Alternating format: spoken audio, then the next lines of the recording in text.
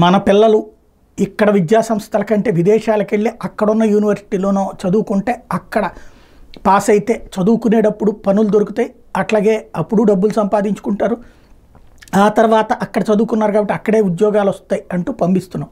But అలా వెళ్తున్న వాళ్ళకి సెక్యూరిటీ ఎంతవరకు ఉందంటే, మావాడు విదేశాలకు వెళ్ళాడు అని చెప్పుకోవడానికి ఇక్కడ గర్వంగా ఉంది, కానీ అక్కడ వాళ్ళు గర్వంగా అనుభవించే బ్రతుకుందా లేదా అన్నది డౌట్.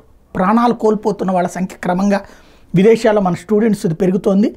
తాజాగా విదేశాంగ శాఖ ఇచ్చిన లెక్క ప్రకారం కెనడాలో ఈ ఏడాదిలో చనిపోయినటువంటి విద్యార్థుల సంఖ్య 172 భారతీయ విద్యార్థుల సంఖ్య, అమెరికాలో 108, బ్రిటన్లో 58, ఆస్ట్రేలియాలో 57, రష్యాలో 37, జర్మనీలో 24.